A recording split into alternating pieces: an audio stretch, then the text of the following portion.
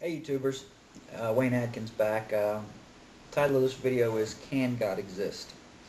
Um, Not does God exist, but can God exist?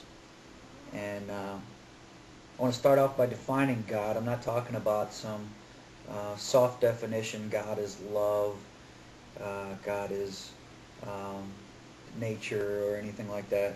I'm talking specifically about the designer, creator, God, Yahweh of the Old Testament. Um, because there are some um, characteristics defined in the Bible that will let us discuss that particular um, deity and whether or not he could have existed.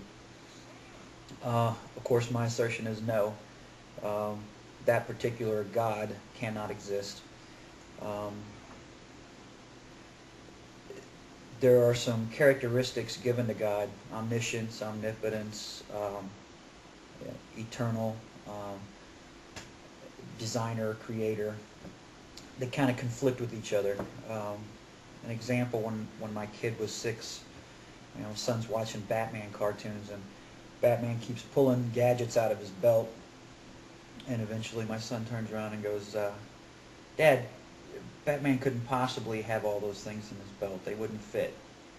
So it's not really hard to see how you can try to cram too many things into a character to try to make them seem greater um, than they really are, or greater than any one character possibly could be. And that's what happened with the Old Testament God.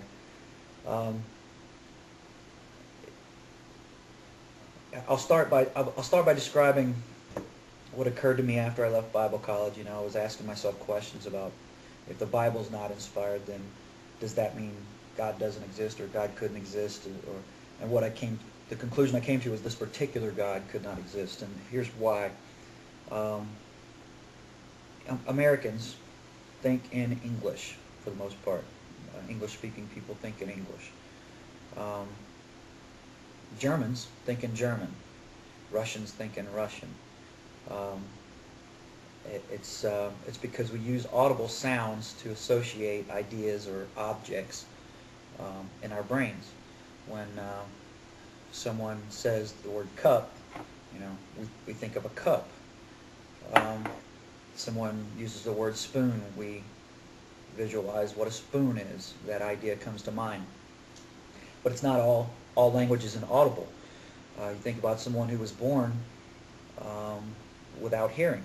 Well, they can certainly think, but they use imagery and other senses. They may associate an image with a word the way we associate a sound with a word or an idea. Um, what about people who can't see or hear? Well, they're certainly capable of thought. Helen Keller is a remarkable example of that. Um, but she had to learn to use her other senses to input information into her brain, and then to communicate that information um, to other people. So, she used touch and smell and taste, and compensated for the lack of vision and hearing. But the bottom line is, all of the information that comes into our brains comes in through our senses. So what happens if you are in an environment of total sensory deprivation? Or if you had no senses at all? You couldn't take in information. You couldn't know anything about what was around you, if anything was around you. So imagine a creator, a being that's credited with creating everything else, would have existed at some point all by himself, with no matter, no light, no energy, nothing else existing except him. It's kind of like that total sensory deprivation scenario, except that he may have perfectly good senses, but if there is no light, he's not going to see. If there is no matter to make sound or air to transmit sound waves, he's not going to hear. If there's no one to talk to, he's not going to hear.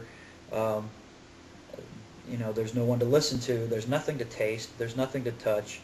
Um, the bottom line is, nothing enters that person's brain, if they have a brain. Nothing enters their mind. there's no context for thought. There's no language. Why would a being who is the only being that exists need a language? There's no one to talk to. There's nothing to talk about. There are no ideas. There are no things. There are no values. I mean, what could he even think about? Himself? If he's the only thing that exists? What context do you think about yourself in? Could God consider himself holy? I mean, compared to what? Could he consider himself mighty? Compared to who?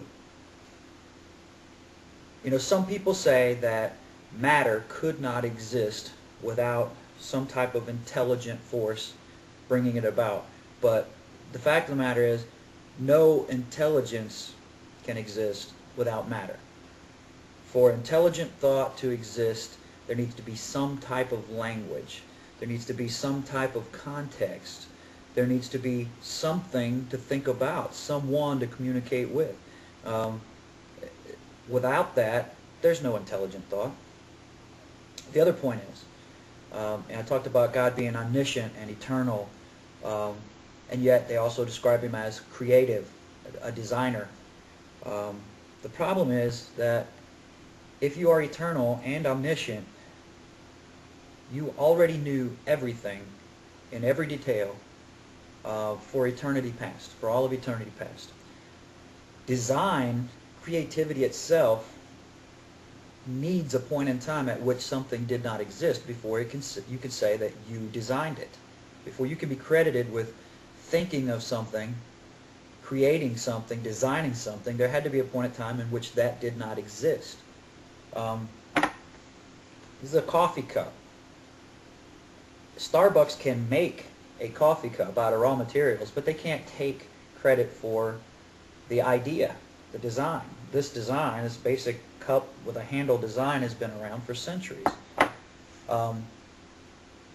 If that design already exists, they may materialize it, but they can't take credit for the idea. In the same way, a God who is omniscient and eternal cannot be credited with designing anything. Everything that exists already existed in the mind of God for eternity past. In fact, God could never have an original idea. A God like that, a God that's described like the Bible describes Yahweh, could never have an original idea. Never. Could not conceive of anything new. Could not design or create anything that did not already exist. There would be no point in time at which he was not already aware of whatever it is he was thinking about. So you see that it's quite impossible for a creator who knows nothing to exist and to develop intelligence in an environment where there is no matter. It's also quite impossible for a creator who knows everything for all of eternity past to design or create or invent anything of his own. That's why I believe that the God of the Bible cannot exist. What are your thoughts?